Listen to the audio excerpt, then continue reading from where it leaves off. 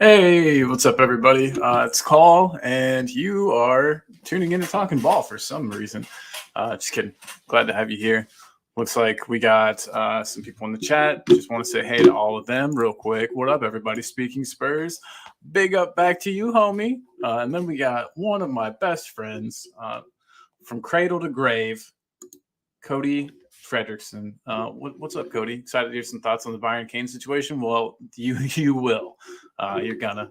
And some commentary about recent signings. Man, you are in for a treat because that is what I brought with me today. I also just wanted to say, here's the link for anybody. If you're watching this live, of course. If you are watching this on repeat later, you're watching the recording. I'm sorry, I can't time travel yet to join you. But that's something that we're working on the show. As the budget gets bigger and stuff, we'll probably work on getting a time machine. So yeah, we probably should just jump right into it. But yeah, I just want to say thank you for everybody tuning in. If you haven't already, and you're here, you definitely should hit the like, hit the subscribe. And before we even get started, joined by one of my favorite people. You might know him as Josh, but I just know him as a good friend. Josh from Speaking Spurs. What's up, buddy? Yeah, what's up, man? You good? Oh, dude, doing great. Doing really good. You good? Yeah, I'm just really tired. you look it. What time is it right now? It's not even that late. It's like 4 o'clock, 25 to 5. Yeah, okay. Yeah, that's what I was thinking. But you've just been up for a long time. Well, hey, thanks for joining, man. Have you heard? You probably heard the latest the latest signings talk, right? The rumors. Yeah, we were supposedly rejecting the Harry Kane deal, which I can understand. You're going to hold out for more money, that's absolutely fine. But I think what Tottenham need to do right now is if they want to sell Kane, they need to give Bayern a deadline and say, look, you either reach this amount by this time or no deal at all. Put the pressure on Brian's call. Brian, put the pressure on Bayern Munich. Brian Munich. I hate that guy. Got a dick.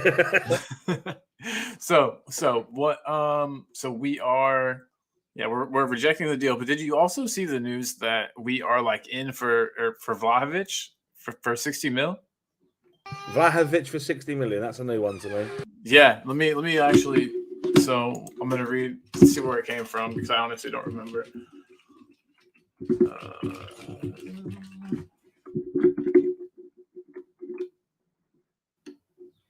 Tottenham made an offer to sign, but this is from someplace terrible. What's? But do you not think the Vlahovic deal's like set sour and sort of like sailed away into the sunset by now? Like we had every opportunity to sign this guy. Was it 2 seasons ago, and we didn't do anything then? Well, yeah, but the thing is, he hasn't produced, and so I think that leaves him open to us grabbing him. I think the fact that he hasn't been able to produce means that Vlahovic might be. I don't know. So to me, he's only coming if Kane goes, right? Like clearly, 100%. 100%. Yeah, we're not spending 60 million to have another striker besides Kane, or with Kane. Like that's just not going to happen. Would you be happy with that replacement? Would you be okay with that? I think there are better options out there. In all honesty, you've got for Ange's system. Got that money there.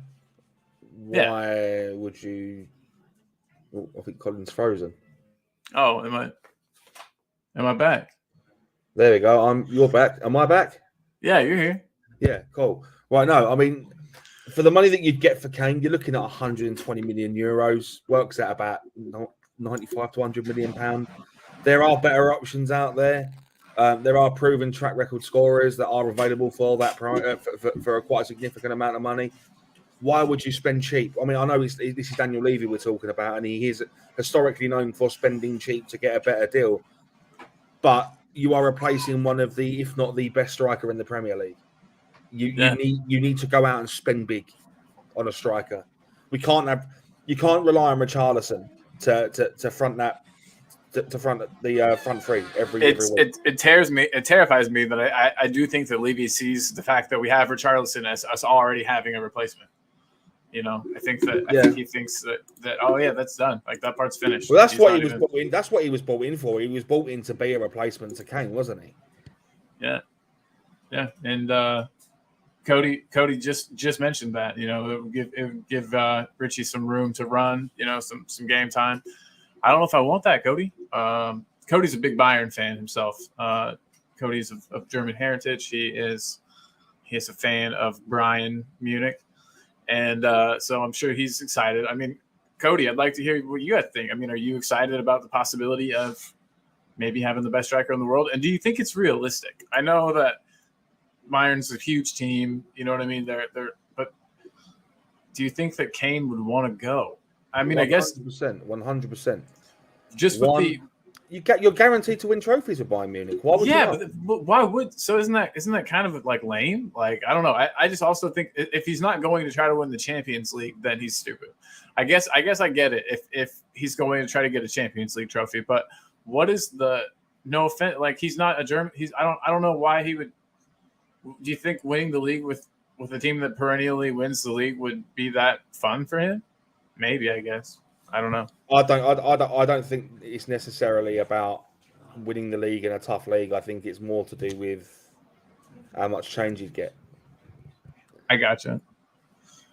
Whoa, hold up, buddy. You can't do that. Yeah, I mean, you can, but you got to be 100%. You got to go all in. We'll take anybody. Just don't. Whatever you do, don't buy your ticket too soon. Like, just hold off and see what we do first, because this train is a one-way train to depression, man. Like, yeah, it's. Oh, Cody's been a fan of my show for a while. He sees us all crying in here and stuff. He knows what's going on. But yeah, dude, Spurs is fun, and with Postecoglou, it's about to get a lot more fun. And I'm excited that he's already. I am fully invested in Postecoglou. Bro, he seems like a lot of fun. Like, you saw the press conference was today. Did you get a chance to see that? I haven't listened to it, but I have heard him say that he does want Kane to be involved. Oh yeah, but who wouldn't, right? Who wouldn't want Kane to be involved? Exactly. But I get it though. Like, you got to say it. You got to come out. You got to say it. But yeah, Cody, I think you're probably at work. This is peak work time over here in the US of A. But if you got a chance and you want to hop on and say hello, there's that linkity link, brother. Would love to see you on here. So Kane leaving, we've already established that Kane must kind of want to leave. He must be okay with going to Bayern Munich, which I still can't believe. Levy would sell. Levy would definitely sell abroad. I mean, that's the consensus. So, and Bayern know that this summer is their only chance. They know that if they wait until he's a free agent, there's way too much competition. You know what I mean? By then, a Madrid or, you know what I mean, some of the top English clubs will be after him, and he won't he won't be available to Bayern. So I don't know. This is crazy. I think either way, Spurs end up in a good place. I mean, either we have the best striker or we have a truckload of money, and I like them both. I like both of those things. And I think with Postecoglou, I think the money would be spent wisely. I think it would be spread across quite a few players. I think he's probably got a list. He seems like the type of dude that's got a list of players that like a secret list. You know what I mean? How he frequently goes and he rated like the like the J League and stuff whenever he moved from. Yeah, I think he's got some players in mind. I don't know. I really wouldn't be surprised. Oh, Scott M in the house. Can I get a big up from you, Josh, for Scott M? Big up, Scott. It's been a while since I've actually spoken to Scott about anything, really, but big up to yourself. Hey, good to see you, Mr. Scott.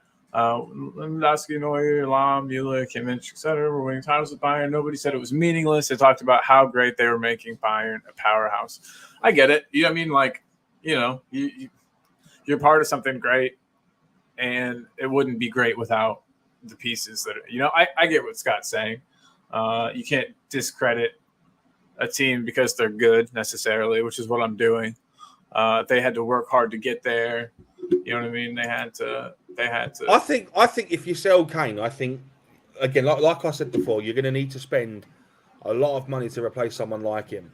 Mm-hmm. That 22-year-old from Napoli, I always butcher his name. Kvaratskhelia Kvaratskhelia or whatever his name is. Oh God, 22 years old, was absolutely phenomenal all of last season. He pivotal in Napoli winning the league. Oh really? See, I'm going to have to. Why would you not go for him? Yeah. I mean, yeah, and it seems like is he like a pressing forward? That's another reason why I don't want Vlahovic, is because we all have seen the way by now the Postecoglou plays, and I don't think Vlahovic could run that much. I don't think Vlahovic has it in him. He's just too big of a man. I don't think he's got it in him to run in the press.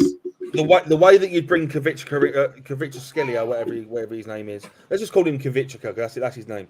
The only way you bring him in, he's predominantly a left winger. So what you'd have to do is you'd have to push Richarlison in on the front and have him playing like a second striker kind of role. Be cool. It could be good. It could be really good. I do think that Richarlison's got a lot more to offer. I think we're going to see more from him. I think he'll thrive under a coach like Postecoglou. Maybe Postecoglou has a striker. I don't know. Maybe Postecoglou says, "Hey, Richarlison's who I want. He plays the way I want to play." It seems like he's got way more of an engine to him. He runs more than the other two, Kane and Vlahovic. But anyway, Scott says that we of course we don't want Kane to leave, but we have to respect title in the top 5 league. Plus, Bayern is top 5 contender for the Champions League. I think that Champions League bit is more important. I think any Spurs fan that sits there and says that they want Harry Kane to leave, they need to pull their head out their ass and get. I know a couple. Yeah, like you can't wish a player that has broken records, is the all-time Tottenham goal scorer, has been consistent season in, season out. I mean, yeah, fair enough, he's dropped off over the last season or two, but he's getting on a bit. Like he's not 26, 27 years old. The guy's nearly 30. Like he's got 3, 4, maybe 5 years left in him, right? The only thing consistent about Tottenham is the inconsistency to win trophies, right? And we haven't won anything. In the whole time that Kane has been at Tottenham, to be the best English striker in the world right now, you need to be proven and you need to be scoring. You need to be scoring goals and winning trophies. He's proven he's scoring goals, but he's not getting trophies. Go abroad, go somewhere else where you're guaranteed a trophy, secure your legacy as the best English striker of all time, and then Do you think he's going to try to come back to the Premier League at some point? I mean, obviously. I don't think there's much point. I don't think there's much point. The competition for someone of his age is too fierce. He's not the modern day Alan Shearer. Alan Shearer's era was a different level, man. Like you think about it, he was in the Premier League from the very, very start. He played in a mediocre Newcastle squad, so he was always the target man. There are goal scorers in that Tottenham squad. Loads of goal scorers in that Tottenham squad. Richarlison, Son, being just 2 of those. Alan Shearer was the only goal scorer for Newcastle, hence why he got as many goals as he did. And also on top of that as well, the level of strikers in the Premier League at that precise moment in time wasn't fantastic. Wasn't fantastic at all. So to come back to the Premier League after you've been away to Bayern Munich and scoring goals and winning trophies, I don't really see the point. You've already broken the Tottenham record. Go and secure your legacy as the greatest English striker of all time. Go and do it. Go and win a trophy. But big up to Eugene, who's here, by the way. Big up, Eugene. He says, "Hey, everyone, big up. Levy out, of course." And then on the Levy out, kind of on that same notion here, Scott says, only because of Levy does he want Kane to leave for his sake, and because you think only slight chance we have to replace him with the 80 to 100 million we get from the sale, him leaving on a free, disaster. Yeah, that's true. That's really true. And then Eugene also says to Josh, who I don't know if he can hear right now, he says, "Good to see you, Josh." So there's some love going on in the comments, which I love to see. Your love makes me happy, guys. Okay, and then Cody, sidebar, and I totally agree with this. Thanks for getting on to this. Excited about Madison joining. How could you not be? He is a heck of a player, and although he is kind of a documented prick in real life, I don't care. I don't think Dele was everybody's favorite either, but So we've got, not only do we have an Eriksen replacement finally, a player that is good on the dead ball, a player that can create, can score. We've also got another shithouser in the team. I'm so excited. I think since we lost Eric Lamela, even with the addition of Romero, I think our shithousery is like not quite at the level where I want it to be as a Spurs fan. So I'm excited, and I hope that Madison can help kind of bring the shit house back a little bit. But I don't know. I'm excited to hear what Josh has to say about this whenever he's free again. Yeah, no, I'm here. No, I know you're busy. You got Madison. I don't You like the guy. I don't No. like the guy. Like as a person, me neither. I think the guy has said some shit in his time. He is an Arsenal fan. Yeah. I don't like the shit he said before. It leaves a bad taste in my mouth. But as long as he's wearing a Spurs shirt, I'll support him. He said to one time he like verbally abused a cab driver because he didn't know who he was, and he used to be that guy that would always say stuff like, "You don't know who I am." He used to refer to Gareth Bale as Monkey Boy. Yeah, I saw the tweets. So, but he's coming, and I'm excited because he's a good player. He can actually, you know what I mean, create. It just seems to me, I don't know. I have this feeling that Kane's gone. I have a feeling that it's already happened. It's the more I think about it, the more I think of the moves that we've made. I know that everyone. It's like when Bale was leaving, and everyone's like, "No, we're getting these players to play with Bale. Like this is how we convince Bale to stay." There's a difference between Harry Kane and Gareth Bale. Gareth Bale wasn't a Spurs fan. He wasn't playing for a childhood club. He wanted to go where the money was at. Real Madrid was the place to be at that precise moment in time. Harry Kane, on the other hand, has come through the system. He is a Tottenham fan, born and bred. He's playing for his boyhood club, and the market isn't really that competitive anymore. People don't scream out to go to Real Madrid anymore. Like when was it was the last British player to go to Real Madrid? Bale, right? Gareth Bale. And how long ago was that? 8 years, something like that. Exactly my point. My point. Real Madrid have got the money to spend, but they're spending it abroad now. They found better value. Yeah, you can definitely get. There's better value for your money than buying from the Premier League. Real Madrid are now going for players that they can market well. Yeah. Like David Beckham, fantastic bit of marketing, but also a fantastic player at the time. Gareth Bale, again, fantastic player, fantastic marketing. Yeah. Harry Kane. What is Harry Kane the front? What is Harry Kane representing right now? What brands is he on the front end of? He's not a poster boy for anyone. He's just said Jude Bellingham's just joined. Yeah, but Jude Bellingham again, young prospect, a lot of hype around him. He's marketable. Real Madrid I forgot about you. He's marketable. Kylian Mbappe, for example, when they tried to go in for him, undeniably the greatest young player in the world. Yeah, under the age of 25, undeniably one of the best players in the world. Marketable. Was the face of FIFA. It says everything that you need to know. Real Madrid are making investments in players that they can market but also play well. Yeah, you speak the truth. It's so, but don't you think though that if Kane were to run his contract down, they would be a serious contender for his signature? They were a serious contender a couple of seasons ago. Yeah, but. Now, not so much. You think that if he leaves on a free, he's probably going to a British club. I guess our only chance. If he leaves on a free, he goes to Chelsea with Poch. It's gonna suck a lot. Hey, real quick though, it's gonna be weird to have two of you here, but there is somebody else in the back room that I would like to bring in. And go. What's up? It's Josh. Hello. Sorry about the flag. It's just falling off just now. No, you're good. I like to think that you keep it that way. You like it kind of just hanging a little bit. Trying my best. How's everyone? I'm good, mate. Yourself? Yeah, all good.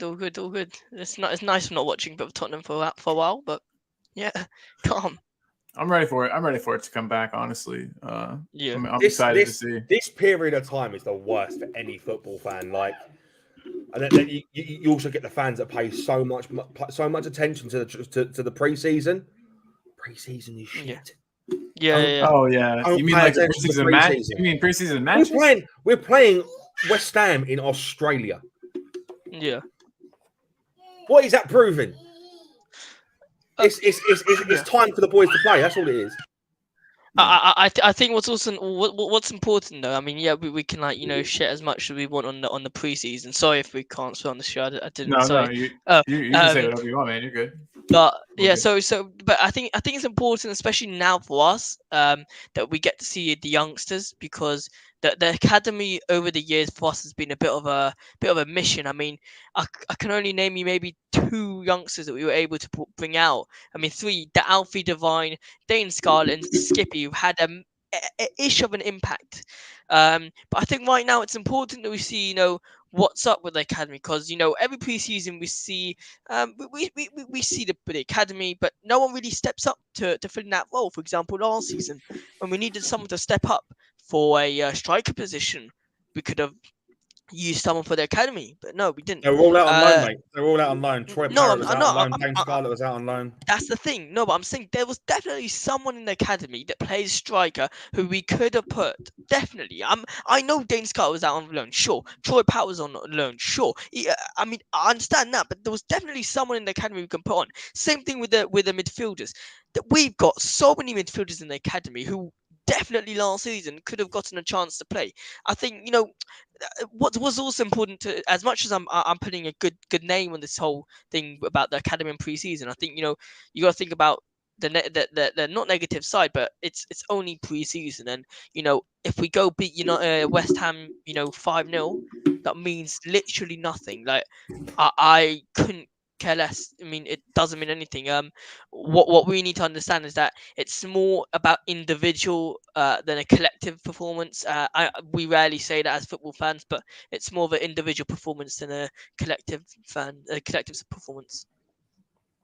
Very good point of view. Nice takes. I agree. Actually, I think it would be cool to see some more of our youngsters. And I actually made this banner for. This is the beauty of Postecoglou. Postecoglou is renowned. Not just at Scotland, but he did it in Australia as well. He used to use youth product, and was very pinnacle in how he used youth product. If you look at some of the youngsters that have just signed professional deals. Niall John's just signed a new deal. Matthew Craig from the Premier League 2 squad has just signed his first professional deal. Like he come on as a sub, like I think the last game of last season when we were winning. Yeah. But it's just penned a new deal. This is the kind of thing we're going to see under Postecoglou. You're going to see a lot of young players brought into the squad. I'm really, really excited to see what Matthew Craig does, but I also want to see Alfie Dorrington be brought up. I rant and rave. How many Alfies do we have? I've never even heard of Dorrington. Alfie Dorrington. He's only like 17. He's only like 17 or 18, but he's absolutely incredible. What position does he play? Like creative mid or something? Centre back. Oh. Yeah. Okay. Interesting. My ears are perking up. Normally, it seems like we produce attacking players more than anything, or midfielders. Cool. But then Matthew Craig, I think, is a defensive midfielder as well. Sick. No, that's exciting stuff. And like you guys were saying, I mean, I hope we get to see him in preseason. It would be lovely. It would be nice for him to get some minutes. It would be nice to take some cups seriously this season, and I think we will. Which the early rounds of those you can sneak a not the first season. Trust in the process. Give it 3 or 4 years. We'll be trophy ready. You don't think that is a really controversial point there, mate. I mean, I must say, I mean, when you say 3-4 seasons, you got to remember, as much as we can say, oh, we will improve in 3-4 seasons. The likes of Arsenal, Man City, Chelsea, Newcastle, Liverpool, United, they will improve immensely in 3-4 seasons. So the distance we are right now to trophy, it might be equivalent to the same place as in 3-4 seasons, even though we might improve in a dramatic way. The difference right now to a trophy might be equivalent in 3-4 seasons. I mean, in my opinion, I agree with you. By the way, I agree with you. In 3-4 seasons, I think we will be. But what's important to remember is the fact that the teams, like I just mentioned, will be also strengthening. And when Arsenal fans looked at us like 2-3 seasons ago, they were like, wow, 5 seasons ago, they were like, wow, look at Tottenham Hotspur, unbelievable. I mean, they weren't saying that, but let's face it, we were unbelievable. Finishing, in a high spots in the Premier League, getting to Champions League final, being Champions League seasons after season. I mean, I doubt they thought they were going to get to this point. I mean, they trusted in the process, but let's be honest, the process of 4 seasons, 3 seasons. This is their first season that they're getting, second, and it's arguable to say that there wasn't much challenge for it, because if you think about it, most of the top teams weren't really challenging for anything. Newcastle Yeah. United was the first season that they properly tried. Liverpool were off, City were flying as usual, Tottenham were off, United were off, Chelsea were completely off. So look, I think when us as Spurs fans, especially Spurs fans, look at the future, we got to also look at it realistically and say to ourselves, a cup is always up there for us. Each season we can always win a cup, but it's whether we want to challenge for that um, constantly. That's the main thing. I don't think winning it once is a problem for us. I mean, right now it is 16 years. Sure, it is a problem, but I mean, to win it consistently, that is a problem. I mean, not even to win it consistently, to challenge for it consistently is a big problem for Tottenham Hotspur. And I want Ange to take it seriously. I think he should.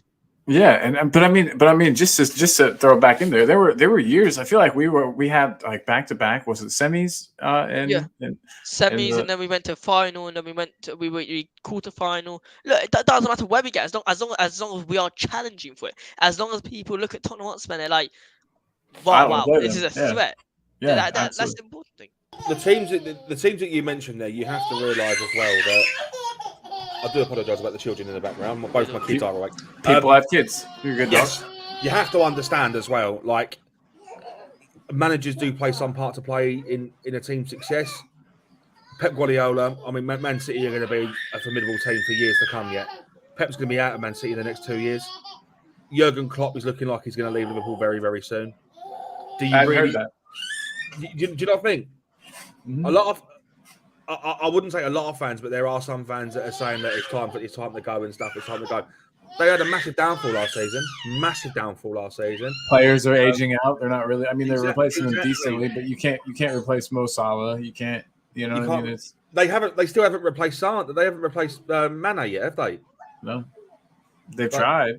They've tried, but they haven't succeeded. They've spent money on players that aren't doing bits. Like who was it they bought? You couldn't hit a barn door to save his life. They And got. it was They got No. you got to Leroy think, right? Sané, Sadio Mane. No, it wasn't. Yeah, they've sold a lot of players. They've sold a lot of players that they shouldn't have sold, Yeah. and they're not replacing very well. But again, I'm going off the beaten track here. You can't include Newcastle in that list of teams that have done it on the first try because it's not been a process with them. They've had a field injection of blood money, and now they've come good. You'd be surprised how many people I want think- that here, though. Mate, trust me, I would bite my nose off to spite my face and accept an offer from a Qatari to take over the club. Anyone but Daniel Levy in charge of this club would be formidable for me, as long as they're willing to show any kind of promise to invest. Postecoglou has been compared to the likes of Pochettino. If we've got another Pochettino on our hands, if it's Pochettino 2.0, I'm all on board, mate. I'm the fucking captain of this ship right now. Come on, let's go. Yeah, no, I agree completely. It's an exciting time. I have that same excited feeling I had when Poch came. It started off as it's exactly the same. It started off as kind of like a who's this guy, and then slowly you learn more and more. You learn about their philosophy, you learn how they play, you see what they've done with less resources at their hands, and then you start to get excited. I mean, and this is a guy that wants to be at Spurs. Like being here for him is a step up. It's exciting. It's a good move for his career and his future. This is like top of the pyramid for him. You know what I mean? And Also, what's important to understand about that is the fact that, and I say this about every single manager that joins Tottenham Hotspur for the past 16 years, is the fact that whoever does do this trophy, whoever switches and gets us a trophy, mate, he's gonna be remembered like crazy. And I think when Ange joins Tottenham Hotspur, I don't want him to. I think he's gonna connect to the club fantastically. But I don't want him to connect to the players too well. I want him to be here, do a job professionally. Because I mean, I think over the years, when you had Jose, you had Antonio, you had you know what, you also had Mauricio Pochettino, who they had their favourites. Nuno, he had his favourites. He would start. I think what's important with Ange's, especially when we saw it last season with Sonny, is that if someone's not on his A game, just bench him for a couple games, and I'm waiting to see. And that's when right now I'm not sure, and I'm still not convinced about Ange. I'm gonna be convinced about Ange as soon as I see a slight change or I want to see a change. Right now there's no changes. All I see is this good transfers. Oh, there is 100% a change in this system, What's the man. change? What's the change? The fact that he turned around to James Maddison and said, "I don't care if you come here or not. You're going to see a different Tottenham underneath." Okay, That is the attitude. Has he That proven is the anything? attitude. That's the I attitude agree. of a manager I want. I agree, but have we seen anything yet on the pitch? Off the pitch, honestly, I'm being so serious. I don't care what they do off the pitch. I couldn't care less what they do on the pitch. That's what I care about. If they're going home drinking all the time and then scoring a hat trick games after game, I don't care. That's the thing. Obviously, the mentality, he needs to switch that mentality. And what he did with James Maddison, sure, that's amazing, good stuff. But shouldn't that be like that with every single player? Whether or not you join me, I'm gonna be winning. So I think you're underestimating what Postecoglou is going to do at Tottenham. I But genuinely think. why? Why? We still don't know anything Because about him. it's the mentality. We don't know anything about him. Yeah, you're right, because he hasn't managed the game yet. But his philosophy behind the philosophy he brings to Tottenham is that of a manager that we need. He's not afraid to call out shit.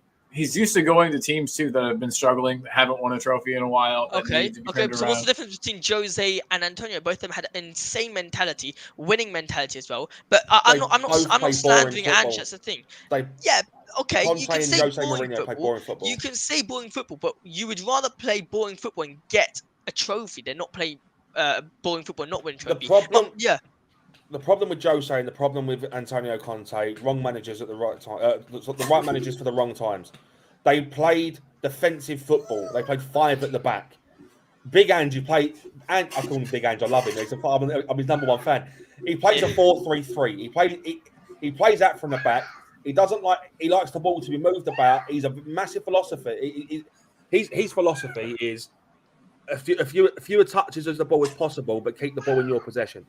If that makes sense. Of course, yeah. I think that's good as well. I think everything that so far we know is amazing. I can't wait to see what he does with Tottenham Hotspur. But so far, he has not played. He's not managed a single game for us. So my expectation for him is not high at all, and I think that's in a positive way as well. Because if you don't have high expectations for Ange, no matter what he does, if you don't, I'm saying if you don't have any high expectations, then it's good, because if we finish 7th, that's an improvement from last season. If we finish 6th, it's an improvement. I think as well what Ange does bring to Tottenham Hotspur, which is an improvement, is the fact that it's like I said it before, and is the fact that he doesn't like the favourites. And when one person does not play well, he will make sure that he doesn't play next game and then slowly drift him back into the team. I think that's important when you got Tottenham Hotspur. It's a big team.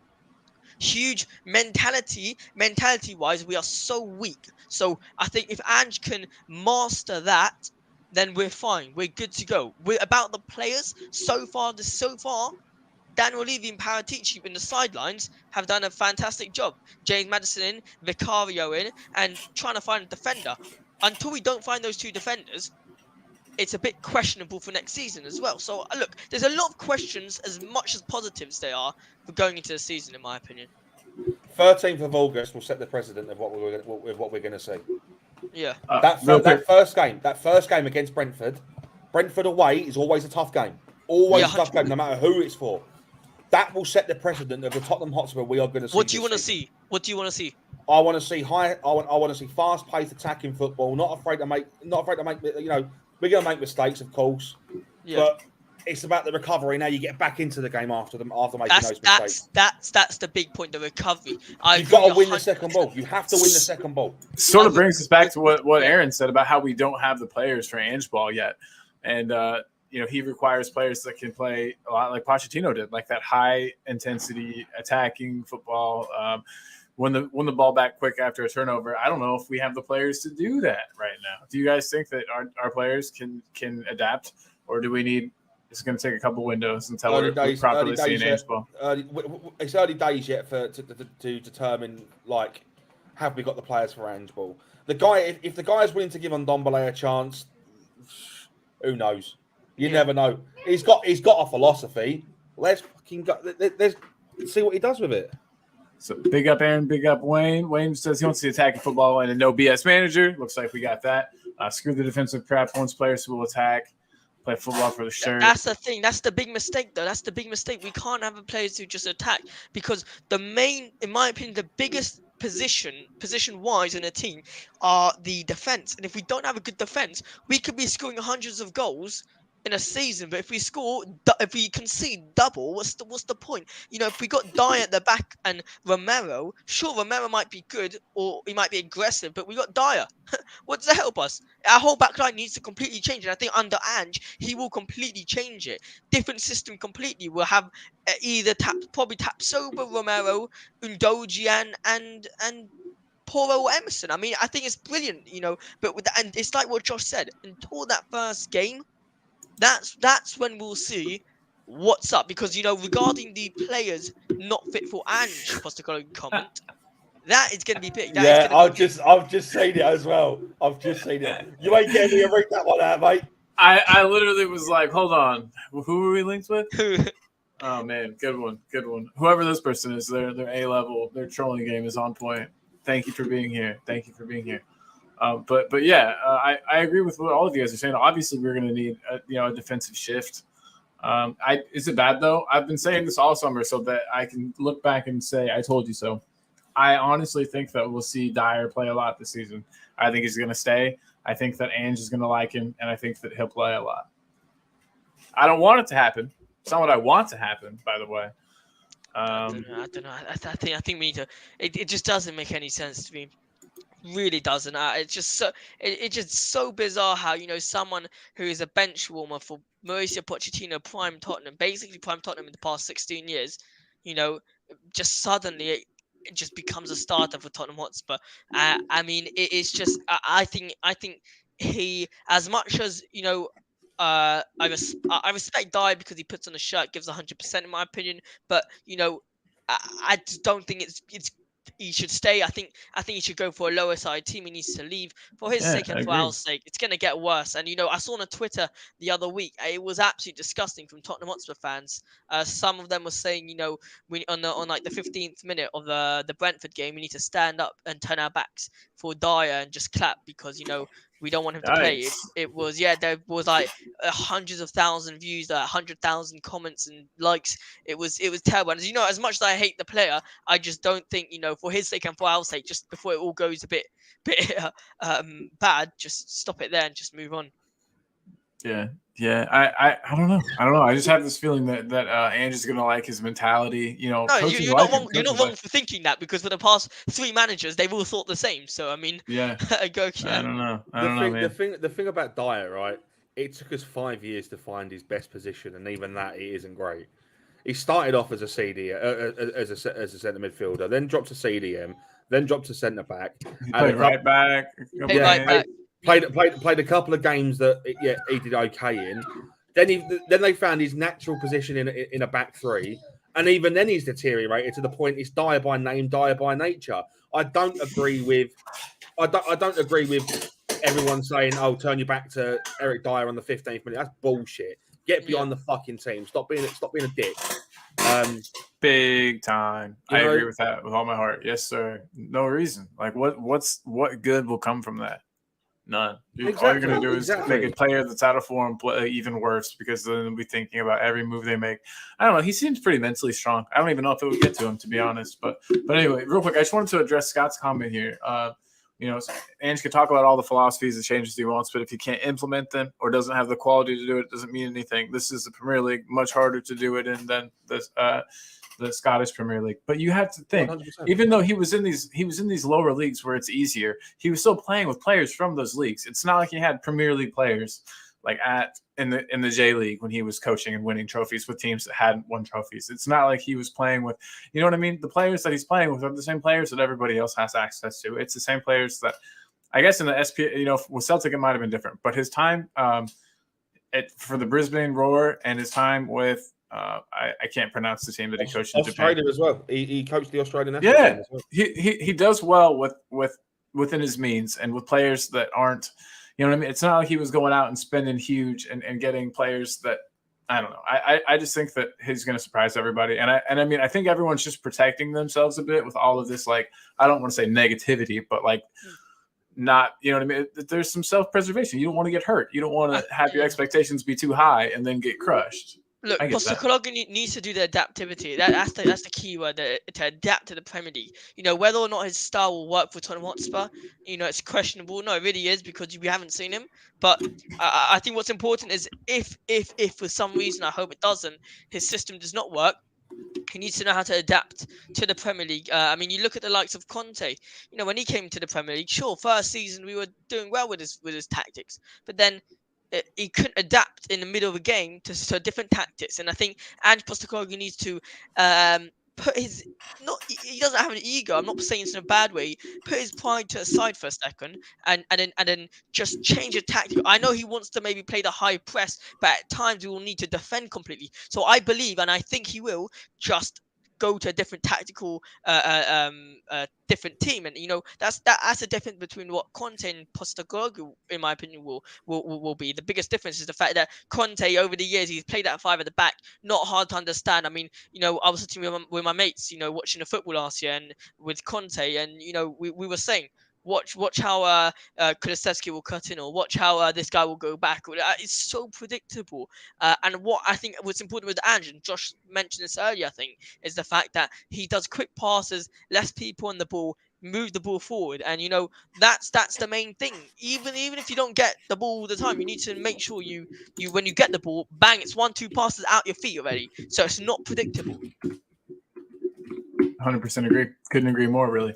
But and we'll have to see. And I see Josh's comment too here. This one, Celtic is the Man City of the SPL, and totally agree there. I mean, you are 100% right, but you really should look into his time. I mean, there's like some quick YouTube videos. I watched a couple 15-minute, 20-minute ones yesterday. They just talk about like his coaching career and the unique path he's taken, and some of the teams that he's coached in Australia and Japan that both were not the Man Cities of their league, to say the least, that he won the league with. And he even won the league with one team in Australia, left, and then won the league with a different team. You know what I mean? Like he's the real deal.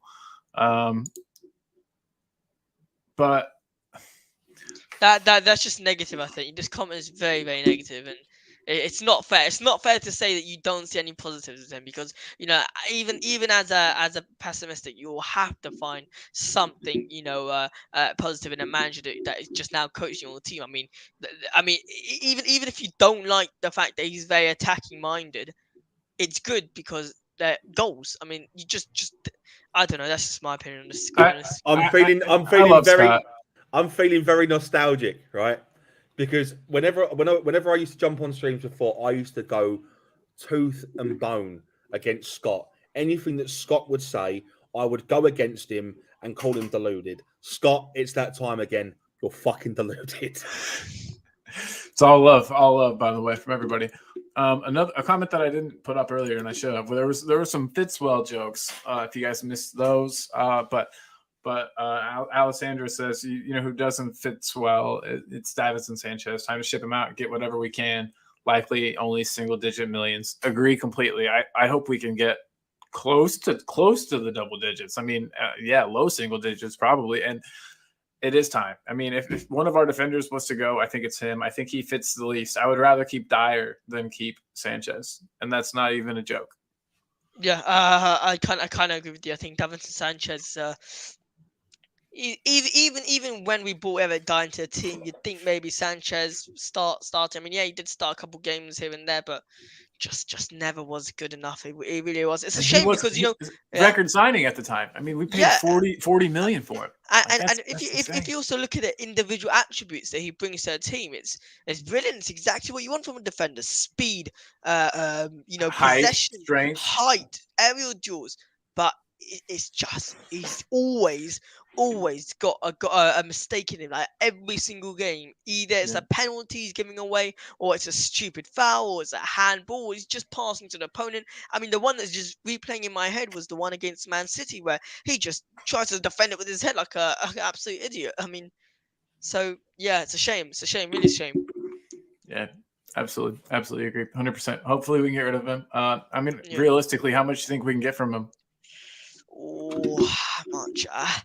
I mean, if Harry Kane's worth 70 mil, 80 mil, I mean, Davinson Sanchez. Look, I'd say if Lenglet's worth 10 mil, Davinson Sanchez probably 12 mil. I'd say 12 mil of Sanchez. Yeah, if we could find a team to pay 10 for him, I think I'd be happy. Yeah. Um, Lenglet or Sanchez. Langley. Aye. Yeah. Aye. It's not. I Okay. mean, they're different. They're very different defenders. So there's Yeah. different types of defenders. Obviously, Do you want Lenglet to stay at the club? I wouldn't be mad about it. I don't think that his qualities are terrible. I think that for the type of defender he is, I think that if in a pinch, I think he would pair pretty well in a 2 with our boy Romero. I think he could play like the sitting role, the defender that stays back, that sits a little deeper. Lets Romero kind of run around, do his wild man thing. I don't know. I mean, yeah, he's not great for sure, but not every team has multiple great players. I'm saying this. Yeah. I want us to keep him, but I'm also saying this with the intention of bringing in more defenders this summer. Like if we don't bring in more defenders and only keep Langley, then big problem. Yeah. So So I think as like a backup rotation bench player, I think he's great. I think he's the caliber of player that we can expect to sign as a bench player. But interesting. Yeah. I don't know. But you're not a Langley fan. I can tell just by your. Hell no. I mean, look, everyone's entitled to their own opinion, but I mean, I just don't see anything good in Langley. I see him being another Davinson Sanchez in the next 3 years. I mean, if we do sign him, his wages are absolutely pathetic for a player he is. It's absolutely bonkers. I mean, you're paying up 100 grand plus a year for him. He's earning 20 mil at Barcelona. It's absolutely mental. I just don't. I think with the player he is. I mean, yeah, sure, there is benefit to him. His passing ability, sure, but we didn't see it this season. He wasn't there. Who is it that's available? There's somebody available for Man City. Was it Aymeric Laporte? Laporte. Yeah, is that so? Would you rather us go in for him? 100%. I would. I mean, look. I think they only want like 10 for him too. He's going for cheap. But he apparently declined the offer to Tottenham Hotspur. That's what we heard. But there is plenty of defenders out there that I'd snatch. I mean, we don't even make the sad things. We don't even make an effort to sign anyone. I mean, if Tottenham Hotspur would make an effort to sign even a basic player like Nacho from Real Madrid, he would start at Tottenham all day long. But just make an offer. Paul Torres, make an offer for the player. Make an offer for tapsoba. Just now, there's personal agreements and all that just about to come in. Mickey Van der Ven, personal terms agreed. Just price tag is just too much. So it looks like we're not serious in bringing in a defender. I mean, you look at the likes of even from Aston Villa. What's his name? Mings. Why not? I think we missed out on Joachim Anderson, who plays for Crystal Palace. I think he would have been. He does Fulham. No, you're right. Yeah. He went from Fulham to Crystal Palace. I'm just gonna make sure. Yeah, definitely. Fact check for sure. But I was gonna say, why do that when we have this at home, right? Yeah. We've already got the best defender in the league at home, so. You know what I think of him? It's time to go. You think that this was deserved and that he was odds-on favorite to win? He needs to go. He's done. He's done at Tottenham. I do not want to see Ben Davies and Eric Dyer wear a Spurs shirt again. In all honesty, like if they wear the shirt, I'll support them. But in an ideal world, I don't want either of them in that squad. Why Ben Davies? Because he doesn't play well in a back four. He doesn't play well in a back four. That's true. He's never played well in a back four. He plays well as a left-sided centre back in a back five, but in a back four, absolutely no chance. I do not want him on the left-hand side. Ange plays with wingers. Why would you want someone that can't progress up the field in a position where you want them to push it up the field as far as they can? It doesn't work. Sorry, he needs to go. He does pass the ball decently. I was going to say Ange wants his fullbacks to be able to pass and play some nice interchanging football. Has he played well this season, Ben Davies? In a back five, yeah, he has, but not to the level that we expect at Tottenham Hotspur. Would you be happy to have him as a squad player? As a cup player, yeah, maybe for a FA Cup lower, That's what I think. I think he's not good enough to start, but as a squad player, 100%, I take him over Lenglet all day long. Over Sanchez, I take him all day long. Over Dyer, I think Davis is a pure squad player. He's not a starting 11 level player. He's a squad player, which is good to bring in every so often just to get his minutes and also just stay fit, as well as if we're losing, we need a more of a defensive left back. Stick him in the left back position all days, happy days. But if we don't sign Tapsoba, I mean, we're stuck with Romero, and let's say we get a different centre back. Then bring in Davis sometime. I mean, I think being a bit harsh about Davis right now. I think he's had a very good season, Tottenham Hotspur. Just because he's had a good season, I think we should only criticize him when he doesn't have a good season. That's the thing. I mean, I think he had a really good season. We should just let him live happily before the Tottenham fans, Let criticize him have his testimonial. I think it's been 10 years or 9. It might only be 9. Let's get this guy a testimonial match. Dang it! No, Josh down there, bottom Josh would never have it. Calling you bottom Josh, top Josh from now on. Hey, so Alessandro also says that talent. They say talented center backs don't reach their maturity until they're like 20. Sanchez is just one of those talented center backs who never matured.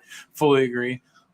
And as we kind of switch gears, I just want to get you guys' thoughts on another signing that's rumored. This is Manor Solomon. I don't know too much. I don't know anything about him, mate. It makes no sense to me. Yeah. Big signing. I know he played for Fulham last season, but I didn't watch Fulham.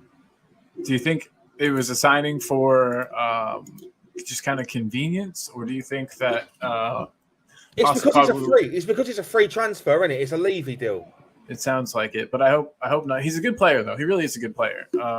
Is he good enough and consistent enough for Spurs? I'm not really sure, but we'll find out. I mean, he'll definitely be a weapon off the bench when we, in the past, have had Lucas Moura. So I think that's a good thing, Man, also, it's a brilliant signing, honestly, guys. I mean, I know I'm being a bit positive right now, but I think he's honestly, it's a great signing. Think about it like this, yeah?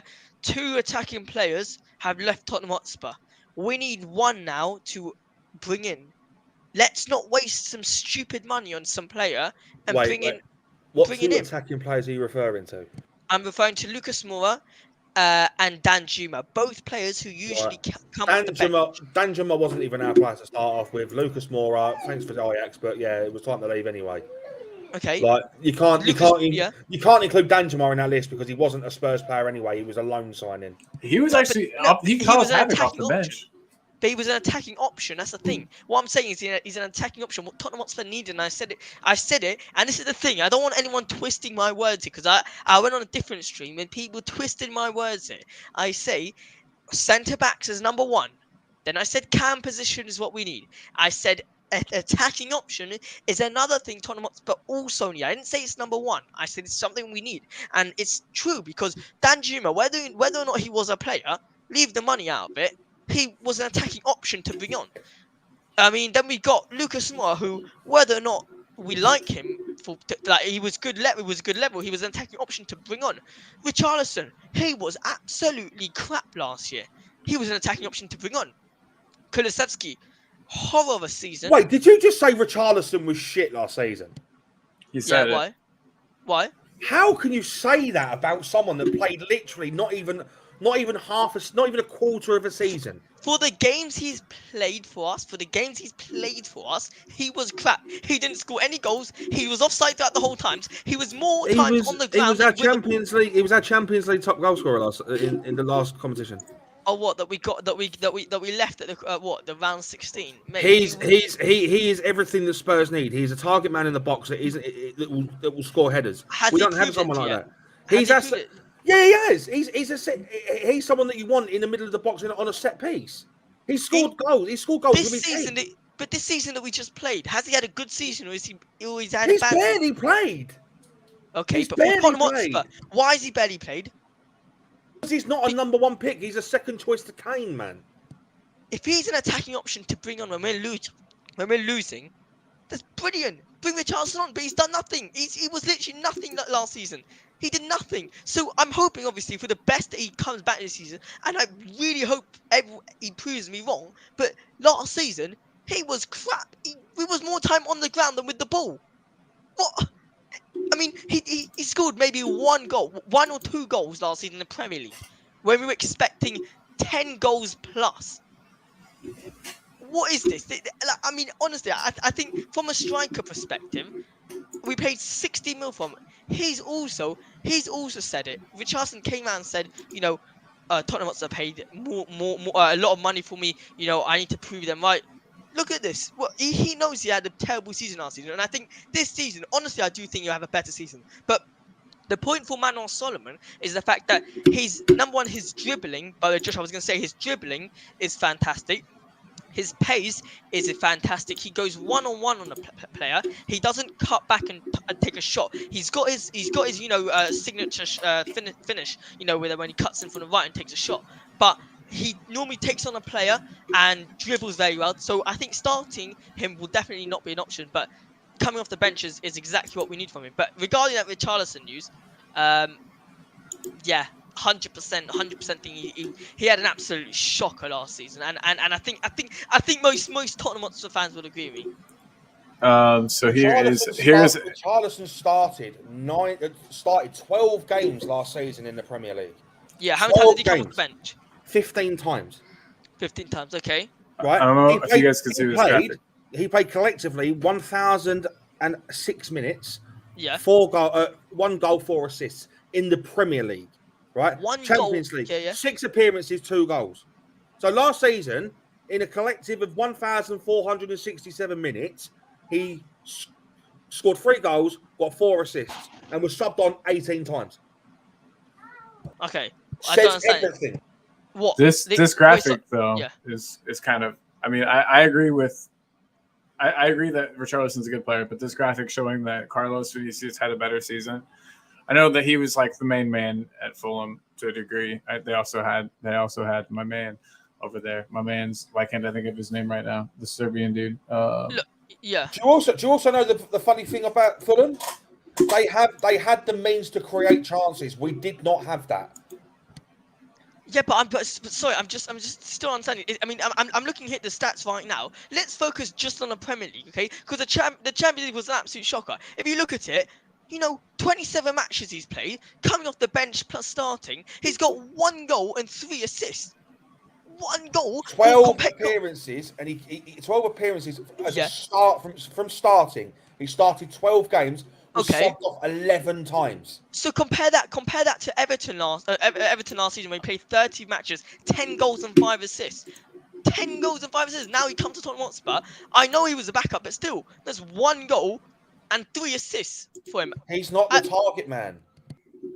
But as a striker, it doesn't matter if you're a target man or not. He didn't play as a striker. He played as a right winger. He was feeding into Harry Kane. That's what I'm saying. So even as an attacking option, when we brought him off the bench, what was the point of bringing someone off the bench as an attacking option? The point of bringing someone off the bench, a specific attacker, is to score goals. If he's only scored 1 goal throughout 27 matches, starting plus subbing on, then what's the point? You didn't have a good season. If the point is to score goals, did he accomplish the mission that either the managers wanted him to do? No, he didn't. He simply didn't. He did accomplish it because he also created goals as well. He was responsible for 5. He was responsible for 5 goals. 5 goals. I mean, 5 goals. What? So that is in 1,006 minutes. He 5 goals. He assisted 3 in the Premier League. He assisted 4. 3. I'm seeing it here. Tottenham Hotspur 3 assists. 4 assists, 1 goal. Look. Hang on. Premier League, 27 appearances, 1 goal, 4 assists. Subbed on 15 times, subbed off 11 times, picked up 3 yellow cards. Played a consistent total of 1,006 minutes. Champions League, 6 appearances, 2 goals. Subbed on twice, subbed off twice. 183 minutes played. Do you mind can you share your screen? Just because I see here 1 goal. I can't share my screen, but I can send a link in the private chat. Okay, Cole, do you think you can do that? Because I'm Yeah. seeing here on my thing, it says Richarlison 2022, 2023, 27 matches he's played, 1 goal and 3 assists, 3 yellow cards, and unfortunately does not show how many times he's put off the he's taken off the shirt. But let's see. I got you. Yeah, 1 second here. Snipping a little photo. Okay, that is weird because I see 3 assists. Where's the 4th one coming from? Okay, so Someone's just said it in the chat. Transfer market counts winning a penalty is an assist. Okay, gotcha. Does it? He created a goal scoring opportunity. Look, I get it. Look, Okay. But it doesn't Fair. matter if he had 3 assists or 4 assists. Point is, he had, let's say 4 assists. He had 4 assists and 1 goal in throughout 27 appearances. So does that tell you Conte? 100%. 100% Conte shat on Richie. Okay, whatever. I mean, look. I'm not We'll see. writing off Richie. That's the thing. I'm not writing off Richie. I'm simply You saying. just said he had a shit season last season when he was dealt with shit out. I did not say though. I'm not saying he's not going to be good though. Writing off Richie means he's not going to be good in the future. That's what writing off Richie means. It doesn't mean that I've completely said no. But what do you mean? Just because I think a player had a bad season last season doesn't mean I'm writing him off. Just because Kulusevski had a bad season last season, I don't think his future for Tottenham Hotspur is going to be crap. Whoa, hold the fuck up, buddy. Kulusevski was fucking phenomenal last season. This season, this season. I meant this season, like last season. This season that just happened. 2022 was fucking brilliant. 2022, 2023. Every time he puts the shirt on, he puts a shift in. Not that season. Not that season that's there. Not the season that's on the show that Cole just put up. Yeah, just to confirm. Kulusevski. I'm talking about this season. That season, yeah, the season Cole has on the shirt. Let me fill you in on something, Josh. Right, I called Kulusevski signing for us before we were even linked with him. I called it. Brilliant signing. Yeah, I called it on We Are Tottenham TV. And when he signed for us, I fucking sat there and I was stroking my ego with lube, right? I was going to stroke your ego. And I will continue to do so. I will continue to do so. Kulusevski is a fantastic fucking player. Right? Yeah, he is a natural Tottenham fit. Under Ange, with attacking football, this guy will thrive. He will shine. 100% agree. Yeah, sure. Words. Do you want to see the stats then? That just so it shows. It shows that in 30 matches last year that he played, he scored 2 goals and 7 assists. It's okay, but if you compare it to half the games he played in 2021, he had 5 assists. There's double this. 5 goals. There's double the goals, and he's got 8 assists. So it has been a little bit of a downgrade on last season. But I'm not writing off. Just so everyone knows, by the way. I'm not saying Richie and Kulusevski is a write-off, yeah? Just so we can confirm that. I'm saying that last season, both Richie and Richarlison did not have a good season. That's the reason why we saw Moura come on. That's the reason why we saw Danjuma try come on a little bit to boost the attacking option, simply because they weren't providing for us. Dejan Kulusevski was also injured. I'm going to plant a seed here, mate. I'm going to plant a seed here, and you probably won't like it. Not one player in the starting 11 that Spurs had a good season last season. Not one player. I mean, Harry Kane, but yeah, go. Yeah, fair enough. Given what was going on around them, yeah, I think the stats for Richie and the stats for Kulu were pretty decent. Given what was going on around them, I think you're being way too. I think you're being way too critical of what happened in a season where we didn't even get European football. See what happens this season. I'm just going on based on the expectations of everyone. And the expectations of everyone. The expectations of Spurs is we're a top 4 club. That's the expectation. Yes, but also the expectation from a Richarlison that he gets. I'm talking about he gets double-digit goals every single season since 2018 to 2022 for Everton. He's got double-digit goals, except for 2021 when he got 7. He's gotten double-digit goals. Then coming to Tottenham Hotspur, expecting him to do, when he comes off the bench, he'll be so much more energized. Maybe he'll be less minutes on the pitch, but definitely more than one goal. Do you know why he wasn't scoring goals last season? Harry Kane was starting. Harry Kane was the target man at Everton. Richarlison was the target man. He is coming to fill that right winger position. He's not But going that's to his be. wrong He's position, not going to be. He's a right winger. He's a right winger. Naturally, He's he's a a right striker. winger. He's a right winger. He played at striker for Everton throughout almost the whole of his. Come to Spurs as a right winger. He was played as a right winger all season last season, but except for the times he come on as a substitute for Harry Kane, right? But he was How supposed to can be a central forward. How? Okay, what he's supposed to be and what he's actually getting played are two completely different things. It's like Sure. chalk and cheese. Okay, how do you expect someone who is playing a right winger position to outscore a striker who is always in the face of goal? I'm expecting him to get. I'm not sorry. I never said he was supposed to outscore Harry Kane. I'm expecting him to score. Sorry, more left than wing. Sorry, left wing, not left right wing. Okay, sorry. sure. No, that doesn't matter. I'm just expecting him to get more than one goal. Sorry. Okay, hang on. Josh, do you agree with me that one goal for Tottenham Hotspur in 12 games is not good enough as a striker or as a left wing? I think for someone that isn't getting the play time, he played. Given the hand that he was dealt, right? For a player to come good, they need to get consistent football. He was not getting consistent football. He needs a player like Richarlison. 12 matches he started. 12 matches. He needs to be playing. He needs to be playing 90 minutes every single week. 12 matches and one goal. That's what he got. That's what you said. You said he played 12 matches as a 12 matches, but not all of those were as a striker. He started as a right winger. Sorry, left winger. Okay, but one goal as a left winger and a right winger and a central forward is not good enough for a top 4 team. As much, if you think about it, though. Wait, let's think about this. Like, honestly, though, coming on as a substitution, you're energetically, you're energized so much more than everyone else. I hope I said that correctly, by the way. You've got so much more energy than everyone else on that pitch. And also, Richarlison is anyway fast as a player. He's supposed to get behind that defense. Sure, he scored about 3-4 goals, but all offside. I mean, he played left wing. Okay, sure he played left wing. Okay, if he played left wing, how many getting 4 assists on the left wing? I mean, to be honest with you, I'm not going to shit on his assist because it's not what he's supposed to be. He's supposed to be here for goals, but he got 1 goal. It just says all. How can you be in the face of goal when you're playing a left wing position? Explain that to me. If you've got Harry Kane starting, who's a centre forward and the target man in the box, how as a left winger are you expected to score goals and not deliver?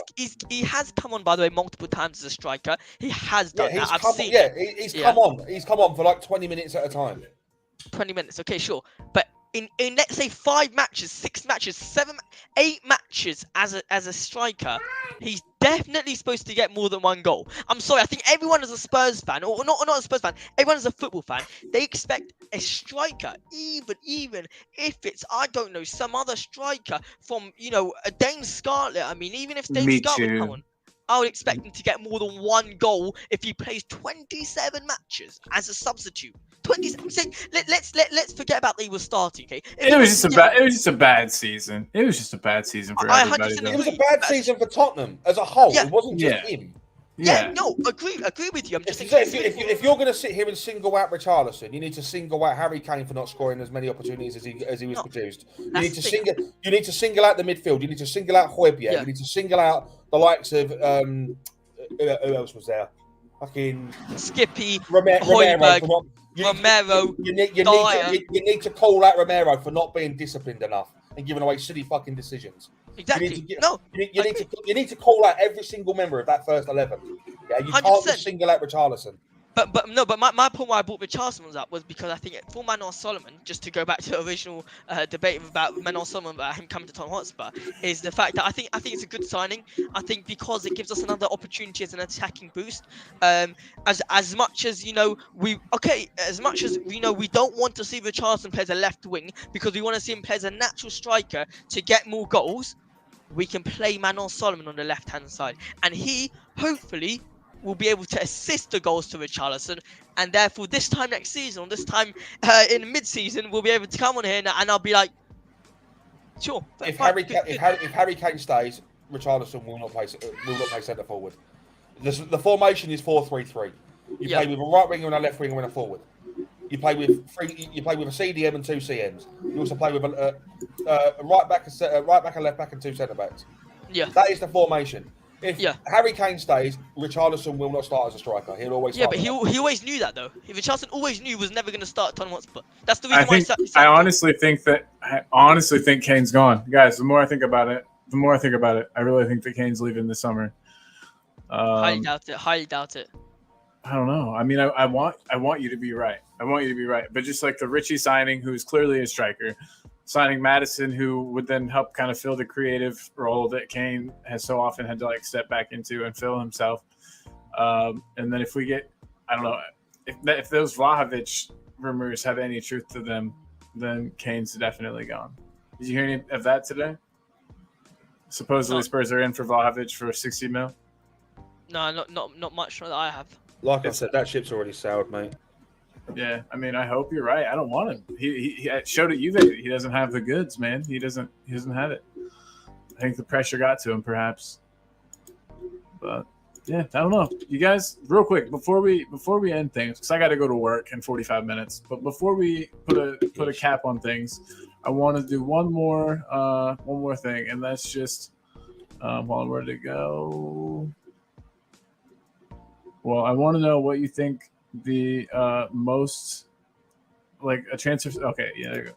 Most believable transfer rumors that you've heard coming to Spurs. So it can be people we've already mentioned. It can be people we haven't mentioned. But out of all the transfers you've been reading about, we've all been hearing about them. You know, through whatever publications release them. But yeah, what's the most believable one you've heard? Who do you think's coming next? I guess. You want to start, Josh? Give me a minute. Okay, so I'll just say I think the obvious one's probably Tapsoba. Straightforward. I know it's a boring answer, but No. based I on mean, my I would love that. yeah. That'd be No, great. based on what I've been posting on wherever, it's basically Tapsoba. Lenglet, I don't think it's the most believable, just because I don't think Tottenham Hotspur, being Tottenham Hotspur, they probably will pay the 10 mil at the end. But I think the one right now that probably will happen as soon as possible is Solomon. But I think it's Tapsoba. At the end of the day, Levy will be. I will be absolutely so scared if I was Levy to come to the stadium next year if we don't sign 2 centre backs. I'm so serious. If I was Levy and we didn't sign 2 centre backs now, I will be literally not getting anywhere near the Tottenham Hotspur Stadium next year, because for his sake and for the family's sake, I will not dare. I mean, you can just imagine what the Tottenham Hotspur fans will do if we don't sign 2 centre backs. It's sad to say, but it's fact. We need two centre backs. It is what it is. We really do badly. Our defensive line is shitty. In terms of coming into Spurs, I don't think Van der Ven is on that list. Yeah, you saw it today. They said they want him back. They want him loaned back for a year and all kinds of stuff. 40 mil. I think the most believable is Tapsoba coming in alongside Adebayo from Fulham. I actually think that'd be a tidy little signing there too. Yeah, no, it is a very good signing. In terms of players leaving, this is where shit's interesting, right? Because over previous seasons, this is why I think there's something in the back scenes at Spurs at the moment, because Alistair Gold's been very quiet in terms of signings, right? At this point of the transfer season, for the past 3 or 4 seasons, we have been linked with every Tom, Dick and Harry under the sun. At the moment, we're linked with 5 players, all of which are looking like they're going to come good. So I believe that there is something in the background happening. We're keeping very quiet in terms of transfers this year. In terms of players leaving, Hugo Lloris is going to go. Oh yeah, Perisic is going to go. Højbjerg is going to go. Lo Celso is going to go. Like, we are off shipping the dead wood right now. Why is it taking a manager that we don't know to come in and actually make that shit happen? The stuff that we've been calling for, and the 2 managers that are track record proven. Yeah. Why is it taking this long? Harry Winks has finally packed his shit and gone. Finally. Yeah. He was cool. I was cool with him until he started being a little shit in all his interviews, talking smack, liking dumb posts on Instagram. Fuck Harry Winks. Anyway, sorry about that. That was got a little off topic there. But hey, I just wanted to thank you guys both the Joshes for joining me today. It's been really nice having you guys here. Thank you very much. It was good debut. Yeah. I enjoyed the big discussion with Josh. It was nice. Josh versus Josh. We might have that as a recurring thing that we'll do. We'll do that. But hey, I want to say also thanks to everybody in the comments. I didn't get to say hey to everyone, but Aaron, Dub's here. We've got United Spurs of America. That's Jacob. Jacob's here. Wayne Bonner. If I didn't say hey, C to the fourth. What? C cubed? Is this C cubed? No, it's not. It's a different person, I think. But whoever you are, thank you for being here. The troll queen, Alessandra, whoever you are, very nice. Thank you so much for being here. If you guys are here or have been here, hit the like, subscribe, all that stuff. It's a very small channel. I kind of like it that way, but I wouldn't mind a little growth. Grow a little bit together. Yeah. So anyway, just want to say again, I'll close out with I hope everybody has a really good rest of your day today. Let me get that off your face. Hope everybody has a really good rest of your day today. Be nice to somebody random, do something nice for somebody. And come on, you Spurs. There you go. Come on, you Spurs.